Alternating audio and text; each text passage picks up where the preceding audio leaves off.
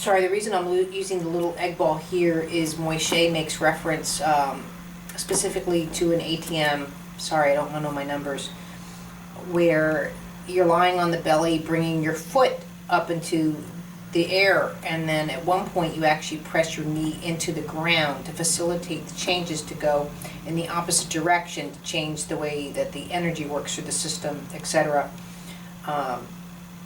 So I found the ball useful for two reasons. It's a mini egg ball. I'm such a gringo. I couldn't pronounce that letter or comma. It just saved my life. I'd have speech therapy as a kid, so I can't slur my S's anymore. So it's bad enough I sound Jersey, much less with Sally sells she soars my S's. So not only that, but what I'm finding in my work, if the person's balanced is compromised in any way, shape, or form, and I don't care if it's just at a self-conscious level, the learning is just going to be completely different. If I'm concerned over balance, I'm not going to learn. So in this lesson, there's obviously 50,000 different ways you can pull a tush back. I'm going to use the ball in the ridge of the back to not only to create sort of that resistance, but also to let his body know that he's not going to, quote, fall over. And I know it sounds sort of lame, he's falling over on my table, big deal. It is a big deal for people, especially if they've fallen or they don't have a good relationship with falling. So with that being said, I'm going to start.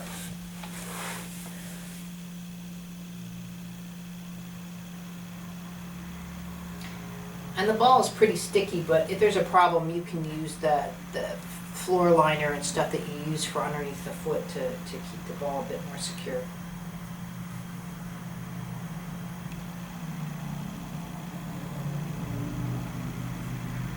So I'm just saying basically, hello, I'm just checking in.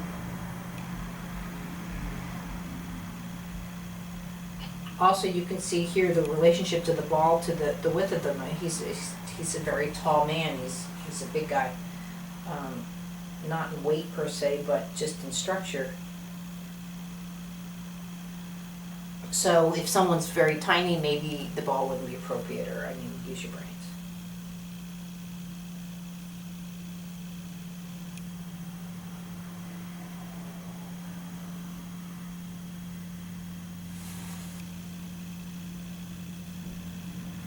To me, there's no difference to using the ball here too. I think I did a video and someone in sitting to check. If not, I need to do it. Where I actually place my head up against the small of the back while I'm working with the pelvis, and it's unbelievable the changes and the difference of the movement by just keeping my head there. Again, if anything, just to give the central nervous system the support it needs to not have to worry about that function whatsoever.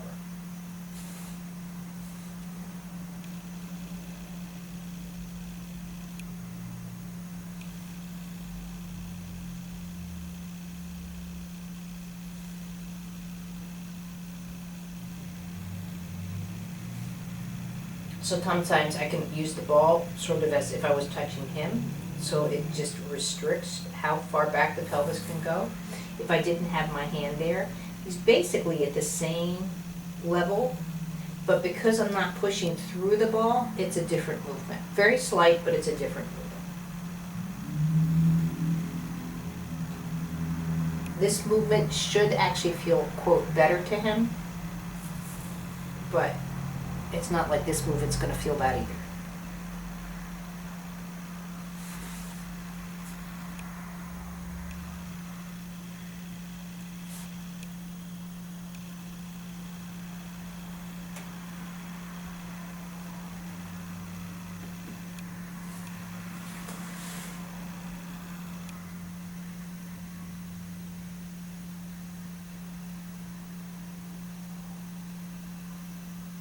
And two, I don't have a camera crew here, so I'm obviously moving my system around so it can still film.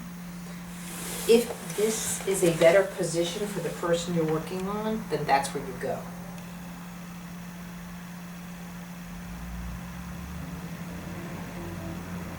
And even in this position, still, or you can even bring the ball down a bit.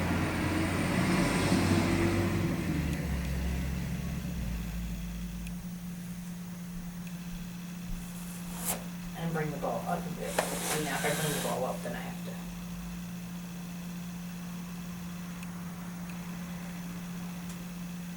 John, are you comfortable?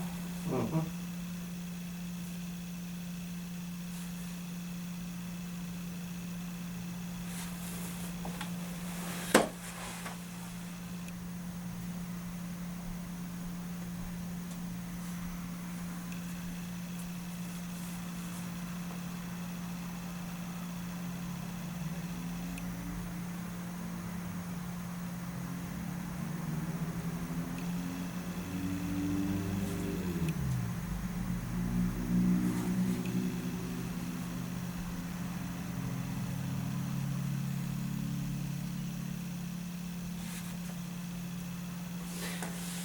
You can start to see one of, I don't even have objectives, but one of the results that you're getting. Because the ball's here, now if I take the ball out just to show you the difference, see how there's much more how much the back wants to participate. Now yes, I totally get it. I can put my hand here and rotate and do all of that. But with the ball here, I'm able to get a much tighter torque through the sacrum tailbone area.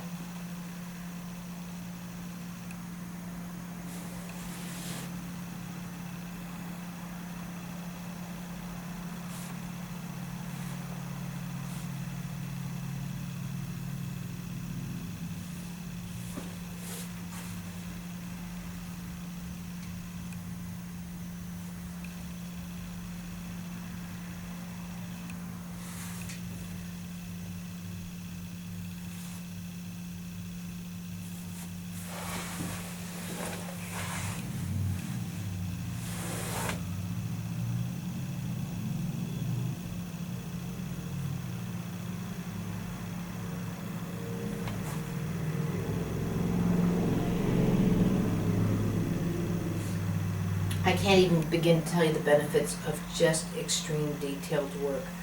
Not only working with the SI along the sacrum, but if you've noticed, I'm right at the base of the hip joints, I'm up over the iliac, so it's not so much pressure where I'm at it, I'm just,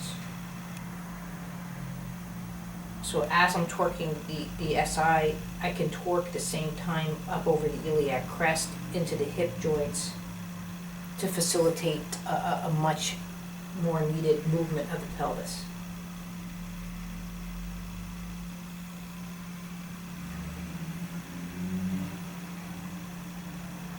Also notice too now the quickness, the tonus. You can see how the rate of acceleration just changed through his system and how he can come back and forth quite nicely. And again, I don't know if I would have that relationship as quickly without the ball. Yes, he's still showing the results, but I still think that you want to try this kind of lesson with the prop.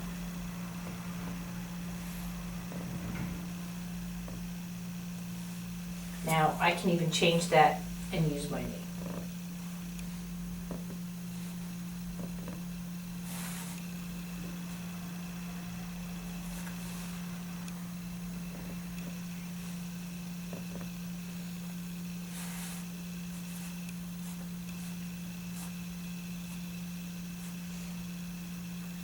And some people say that I go back and do the same movement. It's not that I'm doing the same movement. He's already changed, so the movement's just more complex. It might look like I'm doing the same hand movement per se, but the iliac, all that, the pelvis is going and torquing at a much different rate than when we started.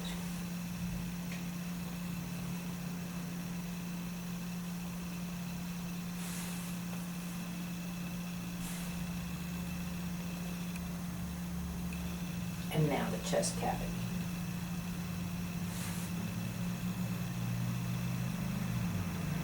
And see, even though I've done very little on the chest, you can see how nice this system is starting to twist.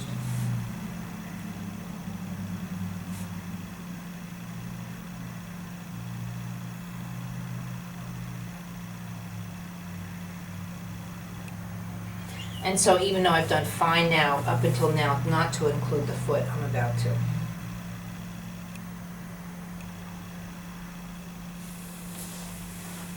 So now in this position too, because he doesn't have to worry about going backward, I'm actually going to see how available he is to bring the foot back more than usual.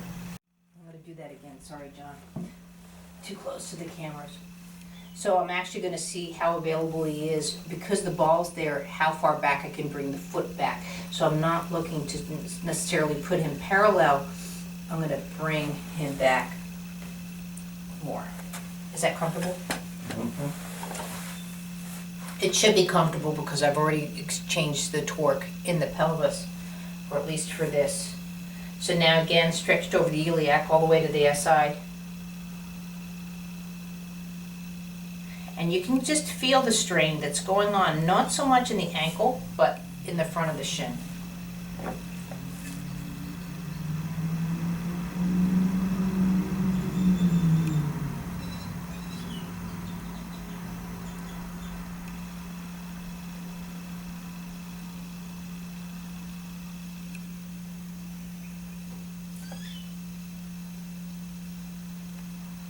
There we go. See now how the hip knows to allow the foot. Already you can see, or hopefully you can see where the shin is starting to change. Now I can go in here just quickly.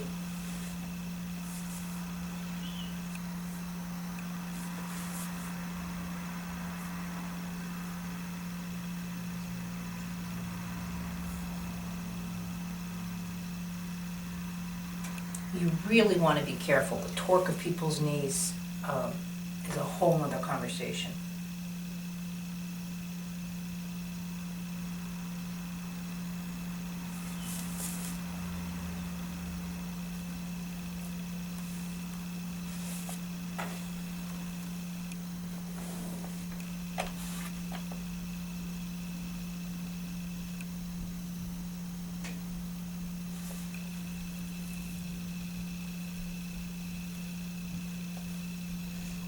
I'm not looking to quote stretch, I'm just looking to see about the pelvis in relationship to the foot.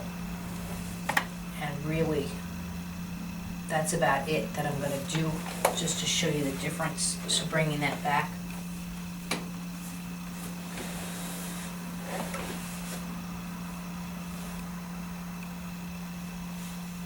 And already now the difference.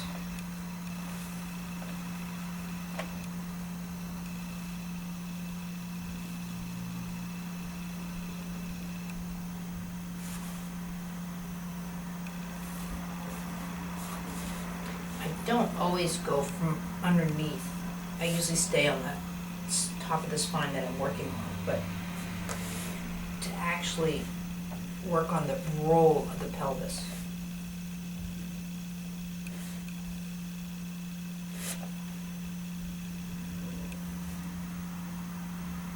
And notice how I'm doing a very tight turn. I'm bringing the tailbone down quite quickly to the table, versus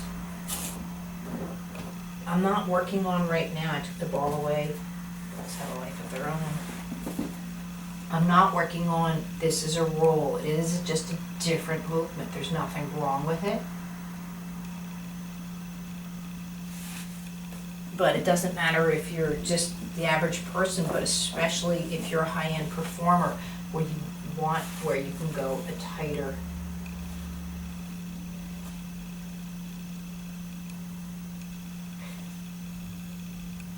This is where professionals start to age very quickly.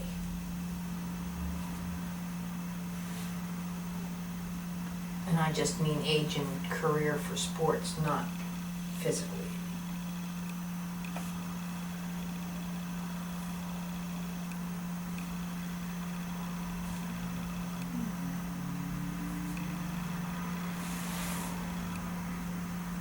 However, the person I'm working on, his tush is 70, so it doesn't matter. The rest of him's not 70, just his tush.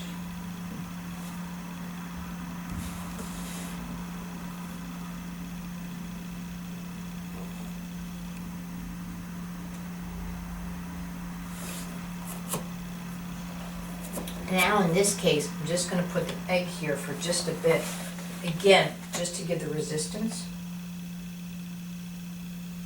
and then I'm going to just let go. Very similar to shooting a bow and arrow. And if you've never shot a bow and arrow, it's a very interesting phenomenon. I've only done a little bit with archery. But there's a big difference between doing this and letting it go and just letting it go. So.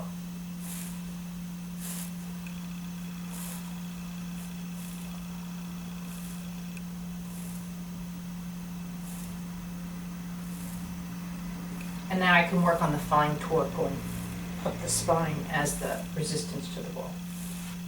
And then just go back and see if there's a difference. And you can just see how much quicker too.